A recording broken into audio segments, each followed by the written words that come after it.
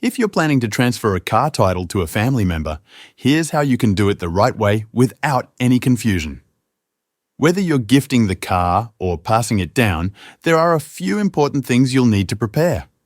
Start by collecting the vehicle title and a title application form. These two documents are essential.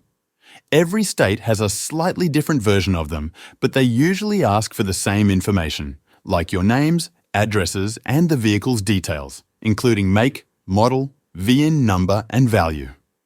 Let's say you're giving your car to your teen or a parent. Even though there's no money being exchanged, the process is still the same as a regular transfer.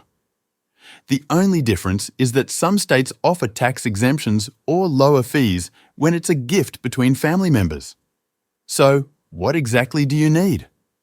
Along with the title and application, make sure you write down the full legal name and address of the person receiving the vehicle. You'll also need to include your own name and license number.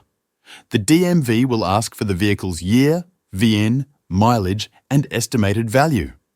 If there's a loan still on the car, you'll have to list the line holder's information too.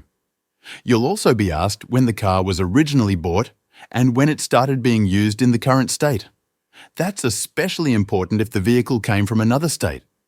Next, both you and your family member must sign the documents. And here's something to pay attention to. Some states won't accept a signature unless it's done in front of a notary public.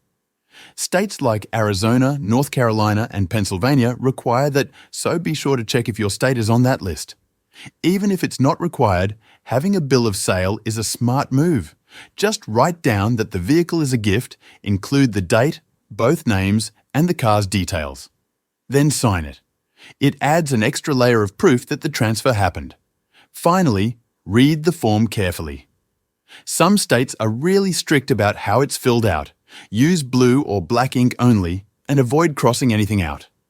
If you mess up, it's better to grab a new form than try to fix it. Once everything is filled and signed, you or your family member can head to the DMV and complete the transfer. That's all you need to get the title officially moved to their name.